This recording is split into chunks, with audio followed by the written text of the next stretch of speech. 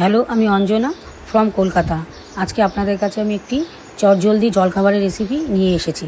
আমরা সকলেই কম বেশি সাউথ ইন্ডিয়ান খাবার সবাই পছন্দ করি, তাই আপনাদের কাছে কিভাবে 10 মিনিটের মধ্যে ইডলি আর তার সাথে চাটনি তৈরি করবেন সেটাই আজকে শেয়ার করব। সবার আগে চাটনিটা তৈরি করে নিই।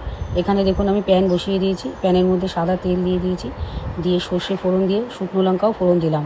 তারপর এখানে আমি একটু ছোলার ডাল দিলাম, ছোলার ডালটা দিয়ে নাড়াচাড়া করে নেব। নিয়ে এর মধ্যে আমি অনেকটা কারি পাতা দিয়ে দিলাম, কারি পাতাও নাড়াচাড়া করে নিয়ে এবার আমি এর মধ্যে অনেকটা পেঁয়াজ দিয়ে দিলাম আর তারপর টমেটো কুচিও করে দিলাম। এবার আমি এখানে কয়েক কোয়া রসুন আর আদা দিলাম। রসুনটা আমি দেখাতে ভুলে গিয়েছি। অন্যদিকে আমি ইডলির ব্যাটারটা রেডি করে নিচ্ছি। এখানে আমি ইডলি বানানোর জন্য মাল্টি কুকার ইউজ করছি।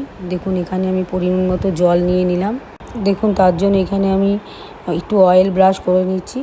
এর মধ্যে আমি আস্তে আস্তে ইডলি ব্যাটারগুলো সব দিতে থাকবো। তারপর ইডলিগুলো আমি স্টিমে বসিয়ে দিলাম। ইডলিটা স্টিমে বসিয়ে আমি এদিকে চাটনিটা রেডি করে নিচ্ছি। তার জন্য মিক্সিং জারে আমি কিছুটা তেঁতুল আর নুন নিলাম আর কিছুটা জল দিয়ে এটাকে আমি একটি ঘন পেস্ট তৈরি করে নেব। দেখুন এখানে আমার পেস্টটি তৈরি হয়ে গেছে। এবার আমি চাটনিটার জন্য একটু ফোড়ন তৈরি করে নেব।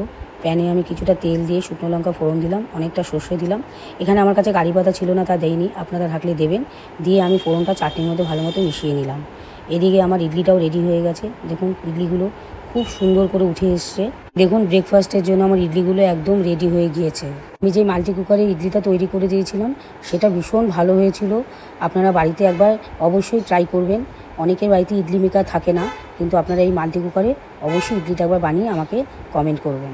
আমার ভিডিওটা ভালো লেগে থাকলে প্লিজ লাইক, শেয়ার এবং সাবস্ক্রাইব করবেন।